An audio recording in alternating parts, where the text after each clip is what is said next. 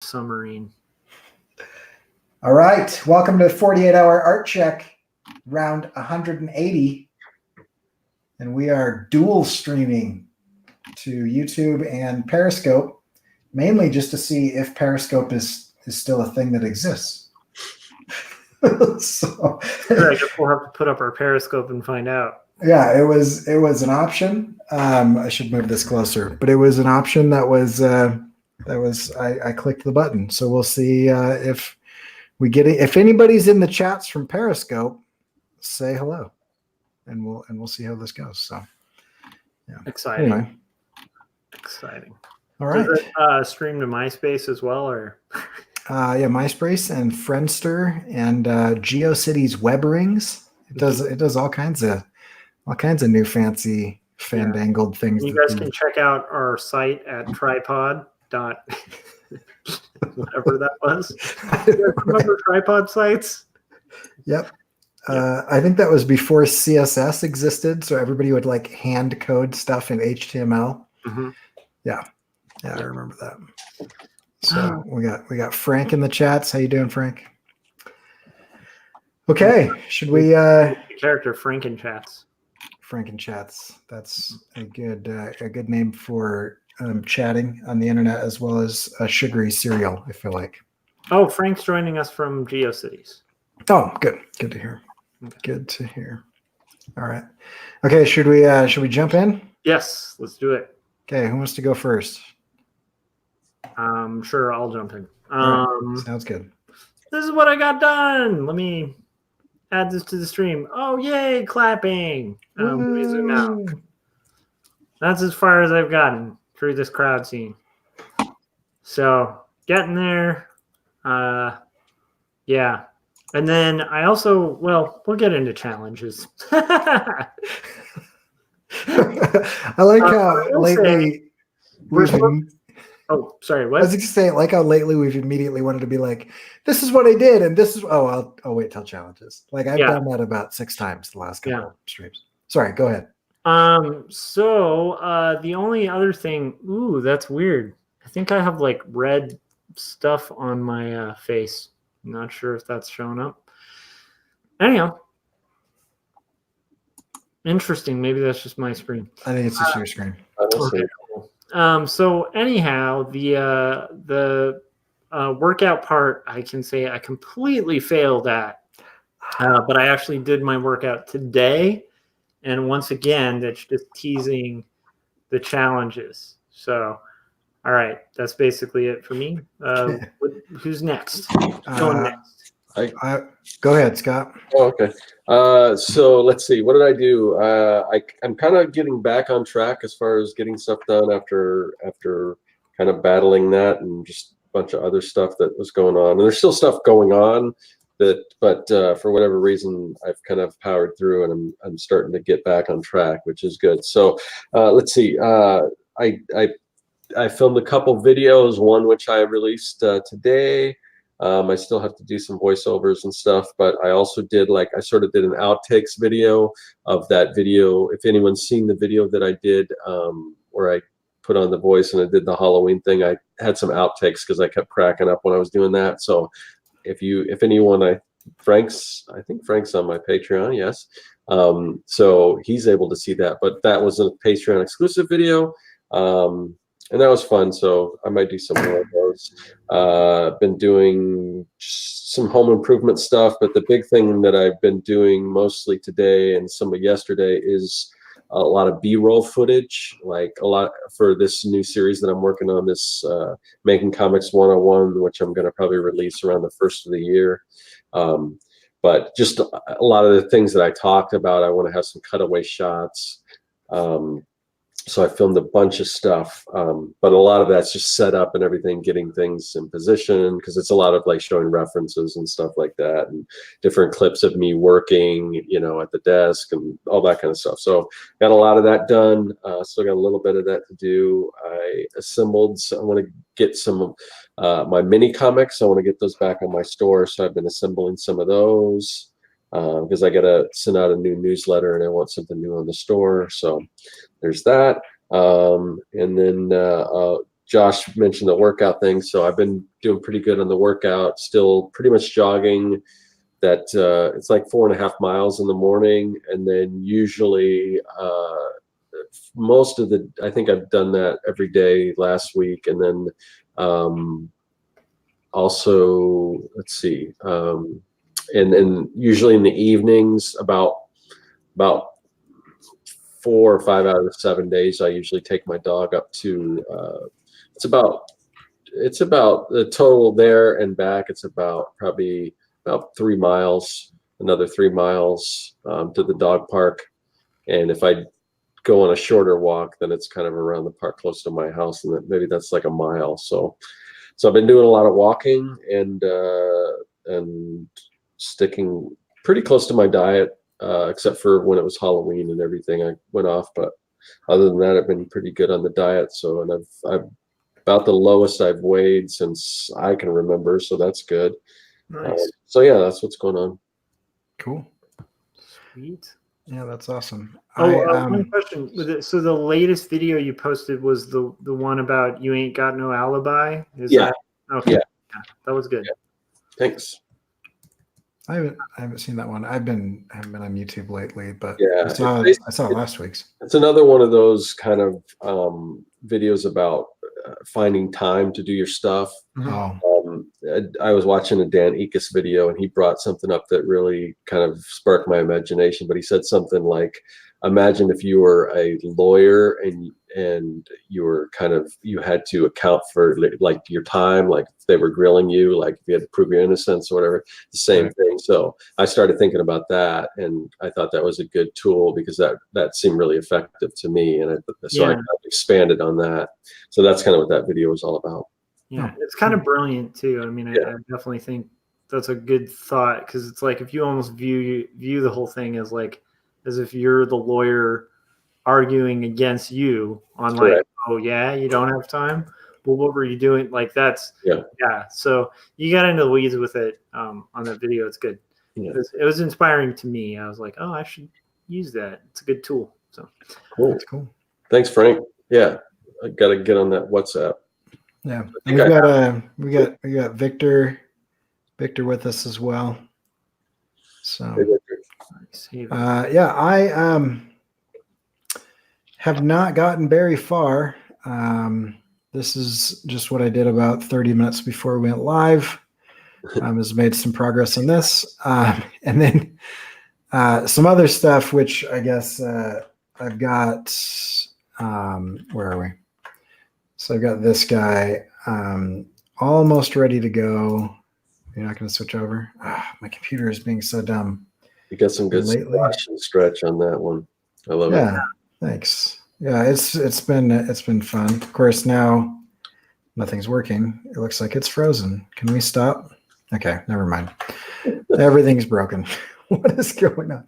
But I also did a skeleton being electrocuted of this mouse, which apparently I can't show you right now because it won't let me control it. But I'll show you if it'll stop doing dumb things. Will it do it now? Nope. It's just not working. Anyway, then I finished and submitted that storyboard to my client and got some feedback. And so I got a few more things that I'm working on there, but that was so much more work than I had thought. I mean, I didn't even know how to describe how much work that was, other than it was over 75 different panels of the boards for this 90-second animation, and still wasn't sufficient to describe the motion of what I'm trying to do. So, so that's kind of where I'm at. But yeah, more in challenges, I suppose. So, Josh, challenges. All right. So basically Halloween, taking my kid to the trunk or treat. And, for those of you with like 6-year-olds late at night, if you're at somewhere like last time, Six Flags or whatever, my son gets tired, I have to carry him. So like usual, I carry my son, except all of a sudden I have this pain in my knee buckles, and then I can't really carry anything. And the pain just persists, and I can't walk or carry anything. And so I'm like, well, I'll just walk it off, but the thing just gets worse and worse. So I call, like I do a phone appointment with my doctor, and then he's like, well, it sounds like it might be a torn meniscus, which is not good for anybody who knows anything about knees.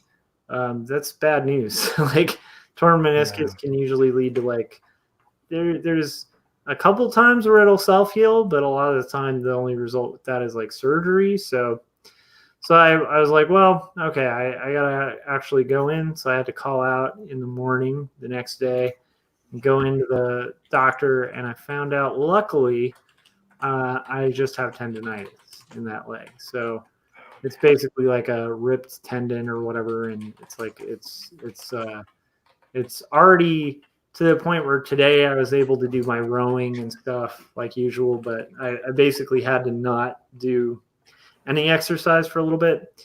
I was in pretty bad pain, but not torn meniscus level pain. I don't know if that makes sense. So yeah, so it was weird, but it definitely, it's weird because I thought initially it was my knee, but it wasn't my knee. It was not the, oh my gosh, this is where I'm forgetting everything I learned in anatomy, but it's like the smaller bone, the fibula, not the tibula. So that's the connecting on the fibula was the problem, not the tibula. If it were the tibula, it'd be a big deal. But luckily I lucked out. It was just the tendon. So good. Which basically is great because that means just like it's gonna hurt for like a week, you know. And then you don't have to have surgery and be incapacitated forever. Yeah, 100%. And the other nice thing is like when I talked to the doctor too, because I was initially worried because I do rowing like every night, and I was like, do you think it's the rowing? Because I know the rowing can kind of put a little stuff on your knees and stuff. And he's like, no, that's like he was basically saying people who have knee trouble, he recommends rowing because he's like, it's a really low resistance, like good workout, you know. So that's good. And then that was nice too. Like, one thing I like is because I've been doing so much exercise, everything else looks great. So my BMI's right where it should be for the first time in my life. Like my heart rate, everything looks great. It's just, you know, unfortunately, you know, getting old and knee stuff kind of happens sometimes. Apparently. So yeah. That's no fun. So that, yeah, and then other than that, just typical stuff, like just trying to kind of, I row my boat gently down the stream, you know. But merrily, like, yeah, but life is but a dream, you know, you guys. Excellent. We're gonna get dark on this podcast. On this, all right. So anyhow, what was, you know, without getting into too much, Scott, like what all have you been?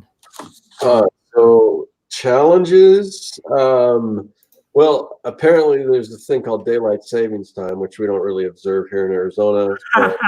It switched over, and I didn't realize because it was like 9 o'clock, and I'm like, I didn't get an invite or anything asking if we were going to do this. I'm like, okay, well, maybe we're not doing it tonight, and then. So I'm just working on some stuff, and then I'm like, then it gets closer to 10, because usually we start at 9 when it's not daylight savings. So it gets closer to 10, and then I get the invite, and they're like, oh man, it must be daylight savings time, because I thought I remember to keep you on the loop with that. And I thought I looked it up, and I must have looked at the wrong time where we switched back, and I got confused. So I'm like, well, maybe it's not. And then, so anyway, and the thing was, my dad had called me when I was at the dog park. My dad had called me, asked if he could come over. And I said, well, I got a thing at 9. And he said, so I guess that was around the time he was going to come over. So he didn't come over. So anyway, but yeah, that's kind of the thing. So we got to remember that, man. Like I always forget that Arizona is the only sane state in the country. Right. Well, and then the other thing was I was kind of like, it was getting close to 10. I'm like, oh, okay, well, I guess if we're not going to do it, I'm kind of tired. I go to bed because I've got to wake up at like 5:30 or something tomorrow. So anyway, but I just got to get used to. I got to get used to the fact that we're starting at 9 now for this and the Artcasters and everything. So, and the guest that I invited for the Artcasters is also in Arizona. So hopefully I have to remind him that it's it's actually not going to be 9. It's going to be. I did say Pacific time, but anyway. If not, if that becomes problematic, I'm okay with us doing it at 10 too, just to kind of make up for it. So. Well, 10 here would be 11. No, that would be later. Okay, well, Yeah. I don't know. I can't do it. So Yeah. Never mind. Yeah. So yeah, there's that. The other thing, again, and maybe it's my ignorance, or maybe it's just because Apple. I don't know, but like, so I did the Inktober thing, and Cory actually helped me in After Effects put all my I put all my stuff together, my Inktober drawings and stitched them all together, and he kind of helped me do a video where it kind of scrolls through. So I tried to upload that to Instagram, and I cannot. He sent it to me through Facebook, which was Facebook Messenger. Like, I was able to open it, but it won't let me download it to like my photos, where my photos are, or my videos on my phone.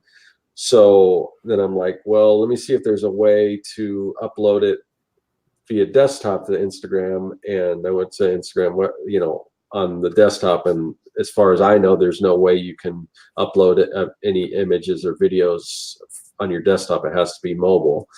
So I was not able to upload that to Instagram. So I was able to put it on Facebook, but and then I don't know. I mean, I could probably do it as a story, because I think, Yeah.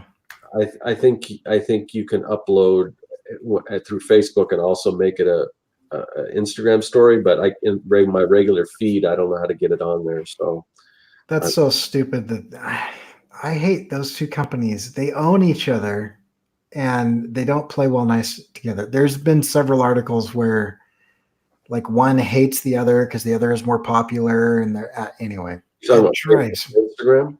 Yeah, Facebook and Instagram. It drives me nuts that they don't work better together. Yeah, I don't know.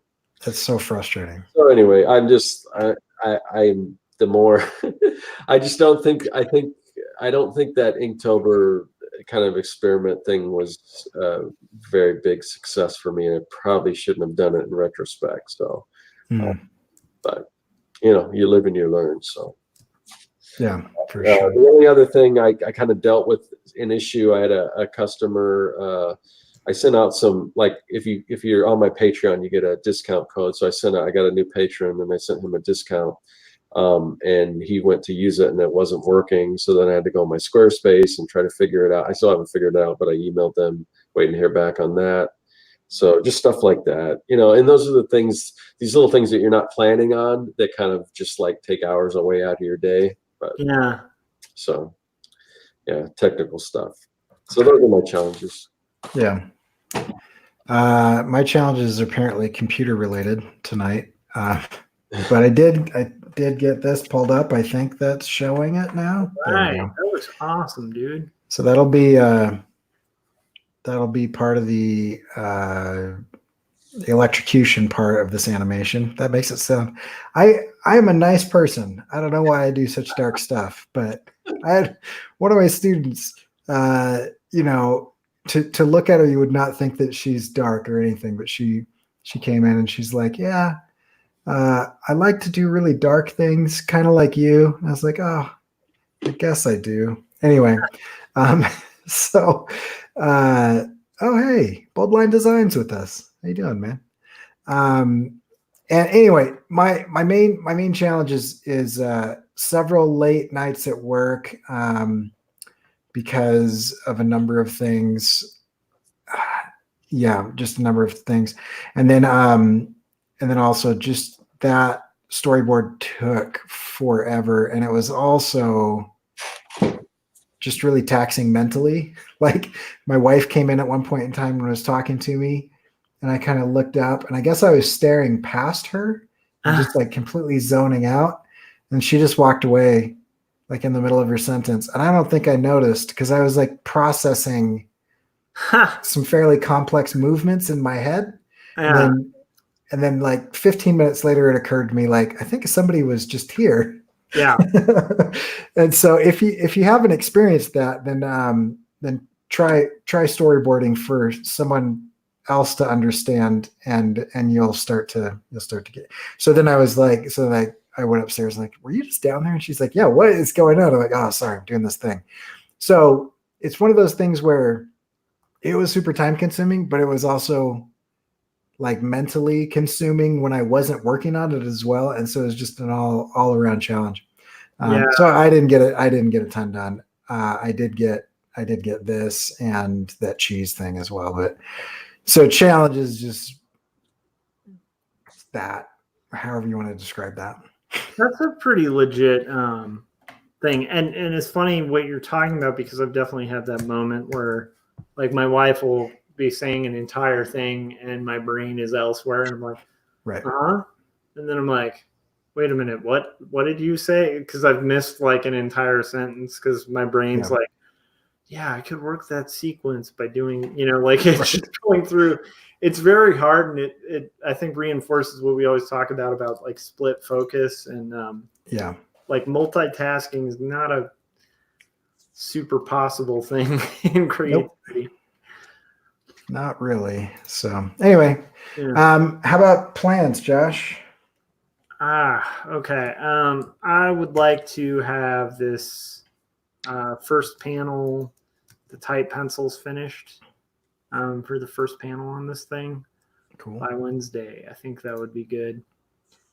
And that's pretty much what I'm going to aim for. So, yeah. Awesome. And then, I want to continue my workout and bring that back to a daily thing. Now that I saw my my weak knees can take it. So good.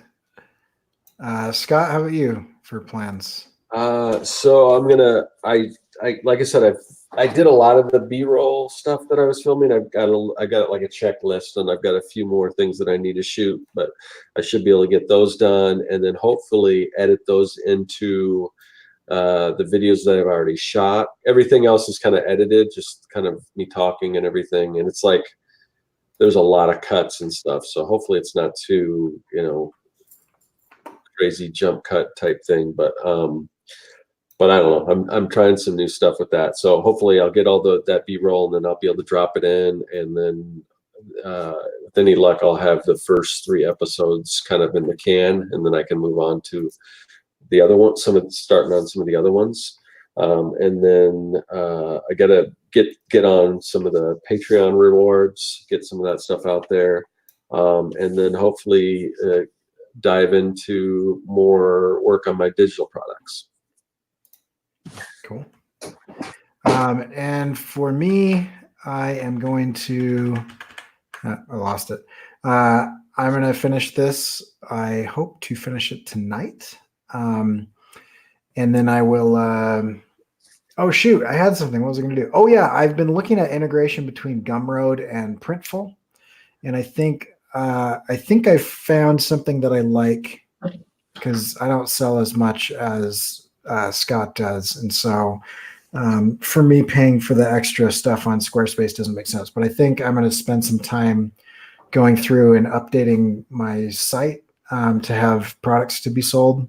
But I'm going to do it through Gumroad integration and fulfill it through Printful. I haven't been super happy with the quality of one of the services that I've been using. And so I'm going to kind of distance myself from that and then switch over to the rest, to Printful and other things. So, which is a bit of an undertaking because, I have upwards of like 30 to 50 designs that could be shirts and stickers and stuff. And then you've got the way you've got to do it, with the colors and the sizes and the integration and everything. So I've been looking into that a little bit during my lunch hour the last few days, and so I'd like to get that started and test out a few products and see how that looks and whatnot. So yeah, my plan. I don't know how that goes, because I mean, I pulled my shirts off of my site because of that, and I was gonna, my goal was to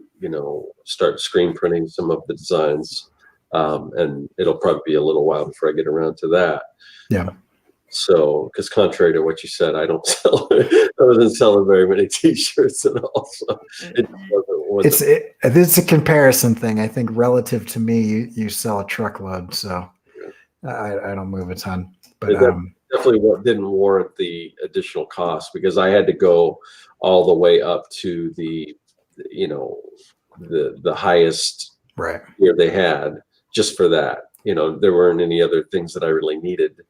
But yeah, so Gumroad has released a new thing where they have, it's not a full shopping cart, but it is like if all of the products are listed on the same page of a Squarespace site or something that's being hosted off of their site, then you can add multiple products in the same cart and then check out all at once. But it's not like the embed code that they used to use. It's like a button that kind of opens I think it opens a pop-up window or a floating div. I'm not exactly sure. So anyway, there is some experimentation that I'm going to do with it, but it could work. Scott is either very mad at Josh's shoulder or scolding his dog. I'm not. So the dog is trying to bite me. Gotcha. So, all right. Yeah. So what should we do? What should we do for a topic? I'm suspecting something possibly a little short, since it was the last minute for Scott, like, because he's having to go like an hour later, so not expecting it. So maybe we do something short and sweet. I have a thing that came to mind. Okay. That was just something I did today. Like, I had caught myself so this weekend. I love that dog. That dog, honestly, that's just classic. Like, we should have that on loop. The rest of the stream will just be Scott's dog biting his hand. It's pretty awesome, though. He's a pretty cute little pup. He just needs something to teeth on, man. Just let him eat your arm. I'm kidding. Anyhow, so like, to me, I had this moment of realizing that my focus was getting really kind of diverted. Because of that upgrading my guitar thing, I kind of like, and then when my leg was out or whatever, I just was like, well, I'll just clean and restring all my guitars. And then I caught myself like looking at guitars and stuff online. And then I don't know, I was just noticing I was searching for like guitars a little too much. And today I kind of caught myself at it, and I had to ask myself, like, do I want to be a consumer or a maker? And then I was like, okay, well, I need to be a maker. So what do I need to do? I need to prioritize.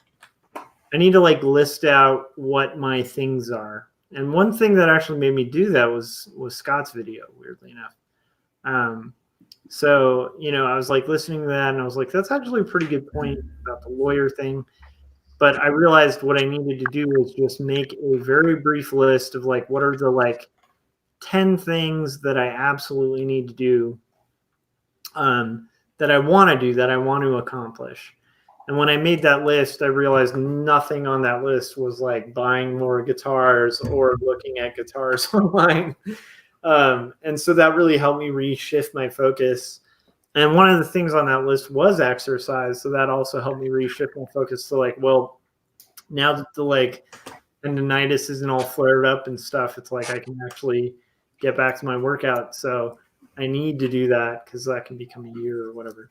So anyhow, I don't know. To me, I felt like it was good to recenter and kind of remind myself of like the key things on my list. Like one of the things I'm working on right now too. So I don't know. Do you guys ever have moments where you have to kind of reshift focus and kind of remind yourself of like what you're what your goals are. I don't know. No, that's really weird. I'm completely focused 100% of the time. Never have any issues with that at all. So I'll just go kill myself then. So I'll see you guys now. yeah, I think that's pretty common. I was at a this is too long of a story to make it worth it. But at one point in time, I sat and filmed a business conference for 6 months. And one of the things that that this guy would talk a lot about was being centered. And so he had a background in professional rugby and a background in, I can't remember if it's judo or taekwondo. I think taekwondo. Anyway, a big thing is about this athletic idea of balance. And so he would talk about how like his sensei was this tiny little guy that would walk through like the worst parts of Los Angeles and nobody would ever touch him because there was just not an opening to do anything because he was very good at being centered, which meant that he was balanced and he was aware of what's going on, very focused. But what his sensei would tell his students all the time is being centered is not like a destination that you get to. It's a destination that you maintain. And the idea of being centered is not becoming centered and maintaining your center, but noticing when you're off and making the adjustment to get back on. Yeah. And I always thought that was a really good way of kind of looking at life, which is not like I'm trying to be perfect, but because that's just not possible. And if you do that, you're going to just constantly fail all the time. So instead of striving for protection or perfection, you strive for balance and being centered. And so it's when you notice that you're a little bit off that you make an adjustment. So in your example, you're like not doing anything bad. You're looking at guitars, and as a musician, that's not an abnormal thing to do. But for the goals that you have and for what you wanted to achieve, that's off center. And so as soon as you notice that you were off, you're recentered and then you're back and you're fine. That's actually a pretty healthy way of doing it, because there are a lot of unhealthy ways of doing it, like leaning into being off balance and being like, well, this is where I'm at right now. And so I'm going to lean into it and, go see where this road takes me, or worse, spend a bunch of time like beating yourself up for not being perfect and, like self-loathing and self-flagellation, where you're just sitting there and just like, I'm the worst. I can't believe that I wasn't 100% focused on everything. And neither of those are good. It's just kind of like this idea of like, oh, I'm off balance, make a minor adjustment and I'm back. Yeah. And I think that to me, like one of the big red flags for me with stuff like that, like even today, was just like realizing like, no, now I'm starting to waste time being a consumer, and I'm not a consumer. I know that's weird. It's like, I don't judge people who are. I know a lot of people who like to browse and stuff like that, and that's kind of their hobby. But it's like, for me, I'm like, I came to a conclusion a long time ago that like, I don't get a lot of fulfillment out of that. Like for me, I get fulfillment out of putting time and investing time into things that are making stuff. And it doesn't matter what it is. And I would even include like exercise in that. I like kind of additive things, like things that are building or generating, but it's so much easy. It's really easy, I think, for even someone like me who's like I'm really driven to make stuff, but it's very easy for me to kind of fall off the wagon, I guess would be like, and kind of fall into the consumer thing. Mm-hmm. And so like, I think, I don't know. It's interesting. It was just an interesting thing today that I kind of made a little list and put it in my wallet, and now I'm like, oh yeah. Now I'm right back on target. So, Scott, do you ever have moments like that where you're just like looking up mad science supplies and you're like, wait a minute, this isn't for research? So my dog was attacking me when when you brought up the topic, and I've been enjoying the stories, but I didn't know what is it being centered or balanced, or is we talking consumer or it's whether or not you should buy a guitar. That's the topic. So I thought you just bought a guitar. You bought another one? The plot of this is basically like I caught myself today, like after going through this, like refurbing my guitar, which made sense. It's like something that needed to happen to this thing. Mm-hmm. It's something I'll use to make music. But because of that, I got like a little high out of it and like buying parts and stuff for my guitar. And so I've caught myself for like the whole weekend, especially because of the leg thing. I was just like, for a little bit, I was just like stuck in bed, and I'm like, well, I'm stuck in bed. I'll just look at guitars. Yeah. And then I realized, like, you know, I think it was like today at work on break, I'm like looking at guitars on my phone, and I'm like, wait a minute, what am I doing? Like, what am I doing? I'm like every free moment, like looking at guitars that I like I have no need to buy. I'm just browsing these things that I like looking at.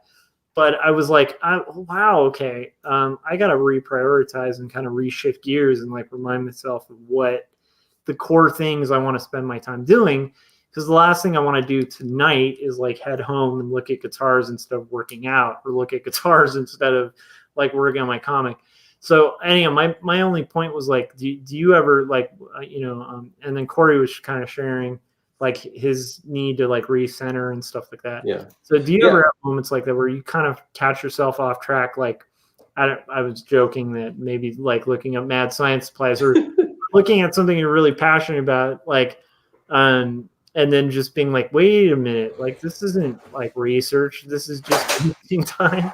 Yeah. I kind of every once in a while get kind of those, have you guys seen or read Wind in the Willows, or seen like Yes. Mr. Toad?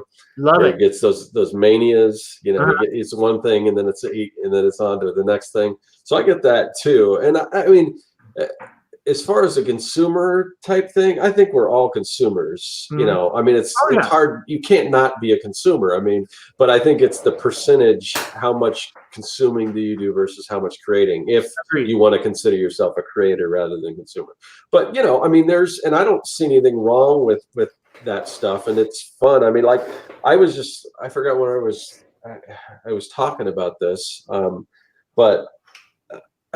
Maybe it was the video I just put out, but I had mentioned how I don't really have a lot of other hobbies, and sometimes that kind of makes me sad. Like my whole life shouldn't just be art. Of course, I've got family and that kind of thing and all that stuff. But as far as like hobbies and stuff, it all pretty much like Josh, you do have music and you do create music. I'm not musically inclined or anything like that. So for me, it's basically art. I mean, and art is pretty broad. I mean, I like to do different things, like even if I'm doing or creating, I guess I should say, but even like I'm doing like trying to fix stuff up around the house. And a lot of that I consider to be creative too, like designing and trying to figure out, what looks good here, what can I do to improve this and build this and, that kind of stuff. But I'll get into these things like, oh, I really want to,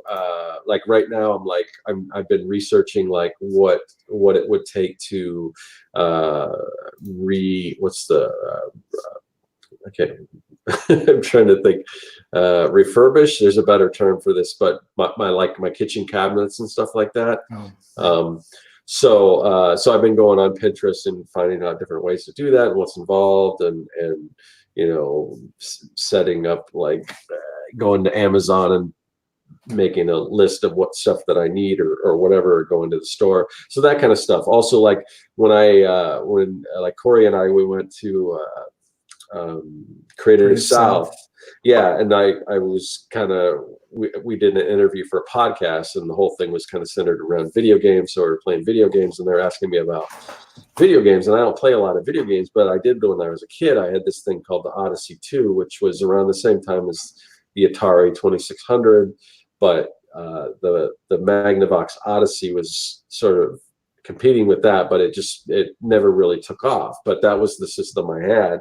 And after that, I'm like, I want to see what these things are going for, and they weren't very expensive. So I bought the system with a bunch of games, And then after that, and I got a checklist. I just found it when I was cleaning out my desk. But I started going through and making a checklist because they didn't have tons of games. So theoretically, it wouldn't be all that difficult to collect every single game.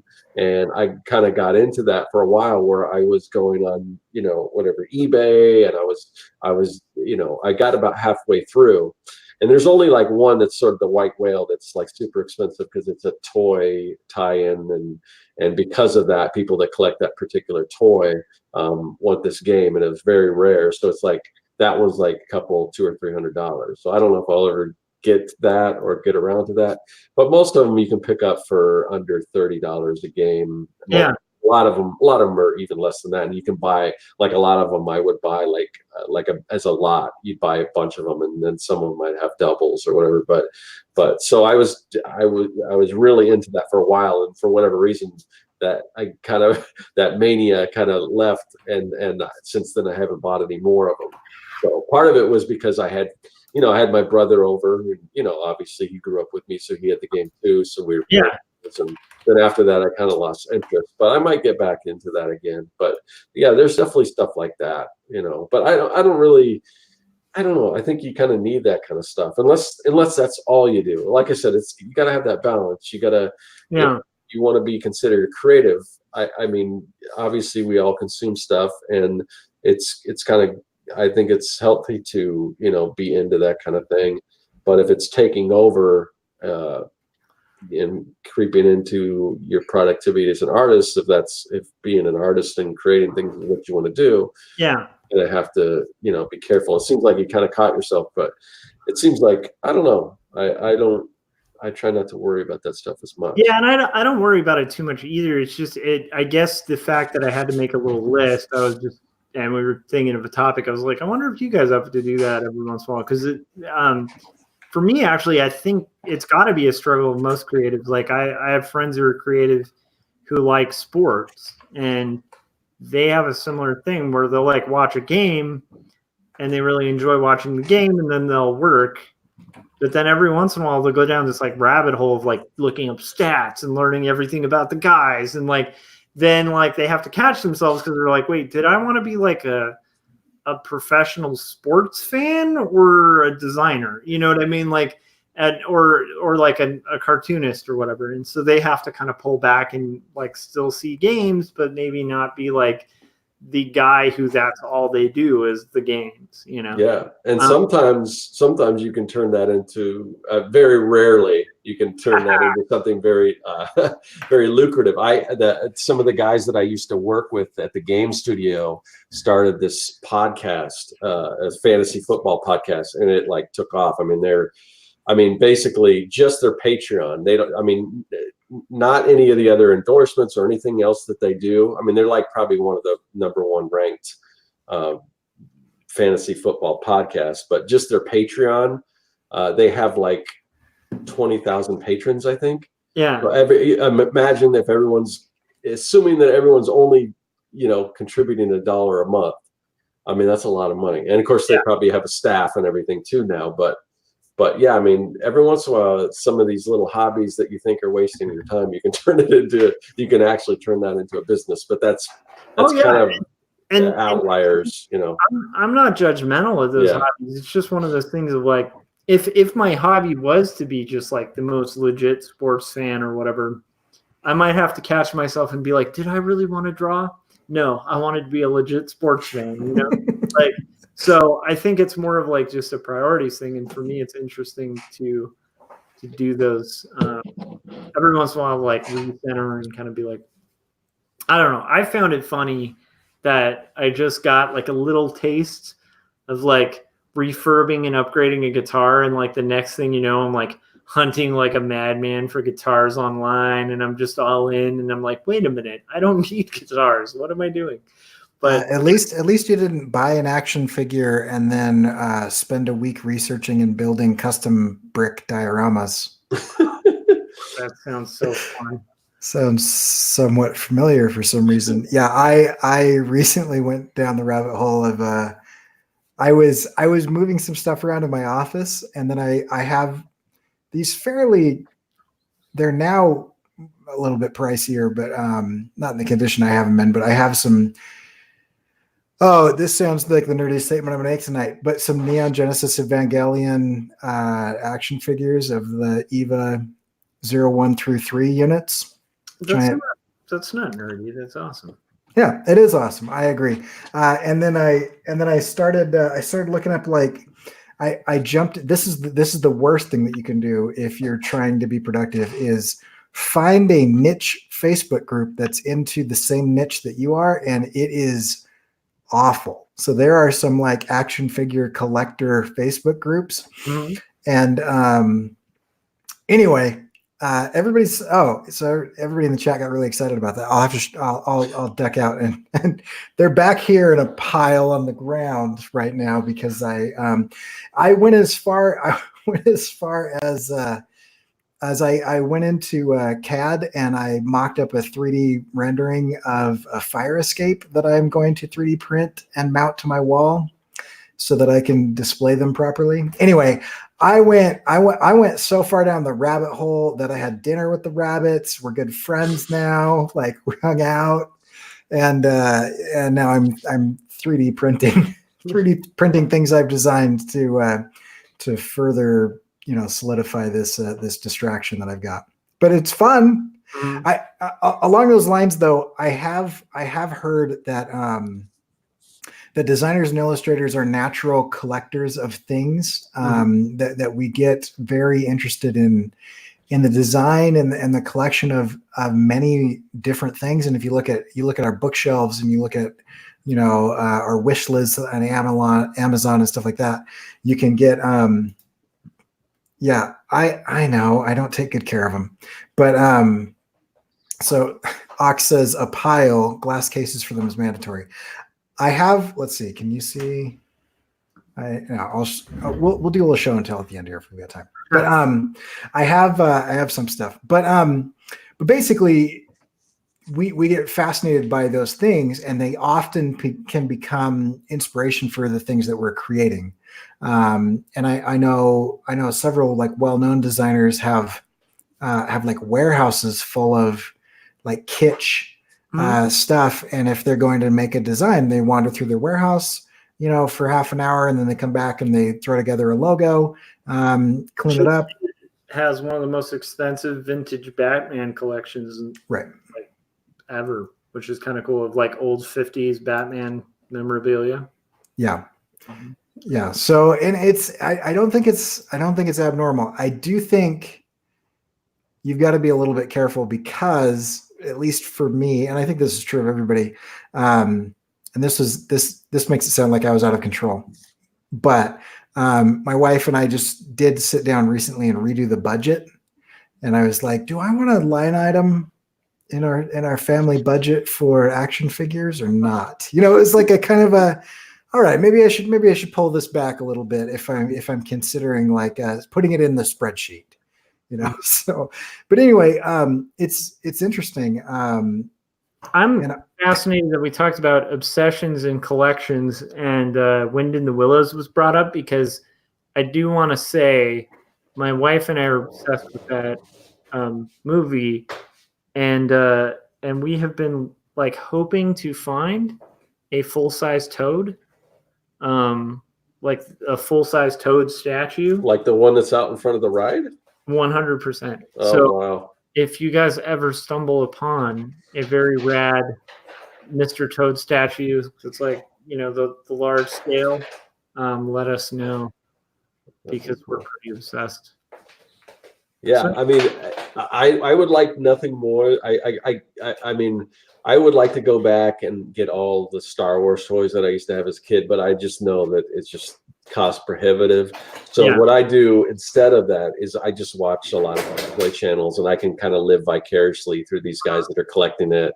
And for me, that's enough, at least right now. Maybe if I become super rich and I can go back and buy all that stuff, maybe. But that's kind of. But I while I'm working, I'll watch a lot of these, vintage toy channels and stuff like that. So since we're on the topic, here's I'm just going to do this for a second. This is going to be terrible for the podcast, but Here's one of the angels. And if you haven't watched this anime, this is why they don't. This is why they're not good condition. And then I've got the different EVA units. And these guys here. Pretty awesome. See, I don't know about that, but I know the other thing I would love to go back and buy are like the Shogun Warriors. Oh, yeah. I'm old. Yeah, awesome. That is pretty cool. So you do have to build like a little diorama for that. I do. And especially it's got to be, it has to be a fire escape, because I don't even know where you could find these guys anymore, but this is the manga Spider-Man action figure that, I mean, it is like super hard to find now. I've even looked on eBay and I don't even think I can find anything really with that. So he's gonna hang out with us here. I love it. I will just show like one of the few Mr. Toad things we were able to find, which was like a little bowl. Oh, cool. But I do love it. Oh, that's awesome. I'm obsessed with Mr. Toad's Wild Ride. It's the best ride at Disney. Oh, yeah. So That's cool. it's actually very hard to come up with Mr. Toad stuff. So let us Yeah. Mm-hmm.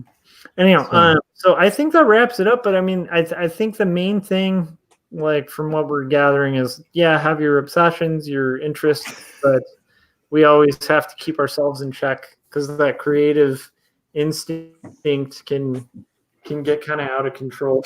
I think the real lesson from this is that Josh and Scott are in control of their lives, and I once again am a good example of the road you shouldn't go down. I don't know. I do think the rat and cheese animation you've gotten done is pretty impressive, and you're aiming to get that thing finished by next art check. I plan on finishing it tonight.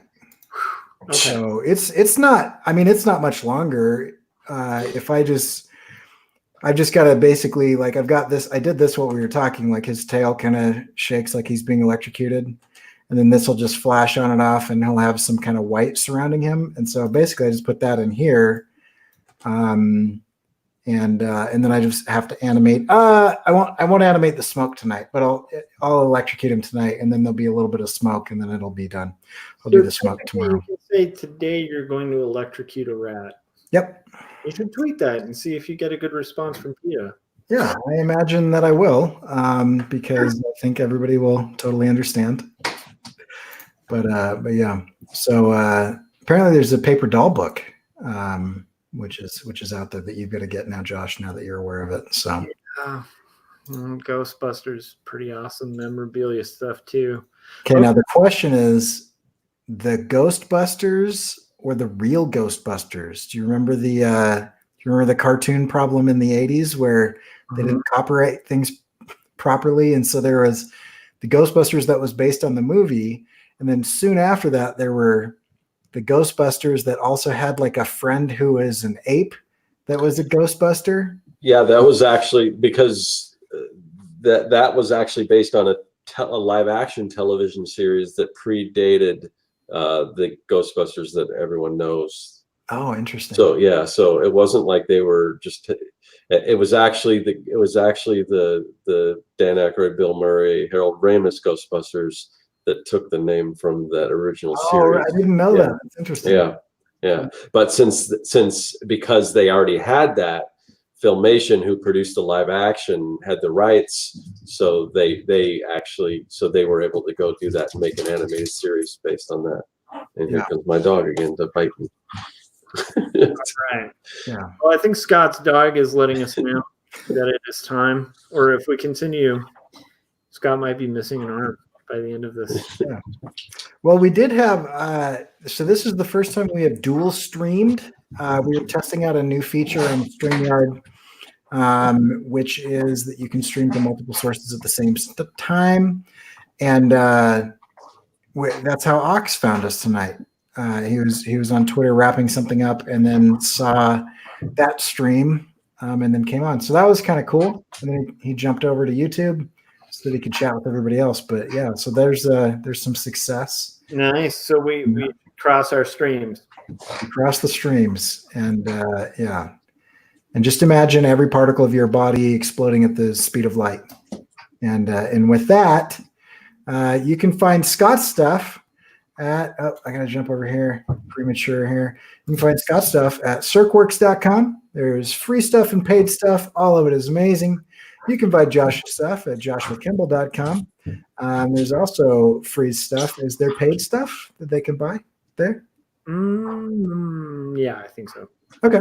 There may or may not be. So there's a little hunt for you completionists, and you can always find my stuff at corykerr.com. And as well as if you want to check out these streams and more information about what's going on with this show and other shows, you can always go to corykerr.com/48hr. And I believe that this will be live on Periscope for another 24 hours, and it will live permanently on my channel, which you're currently on, which you haven't yet. Hit that thumbs up, ring that bell, subscribe, and we'll see you guys in a couple days.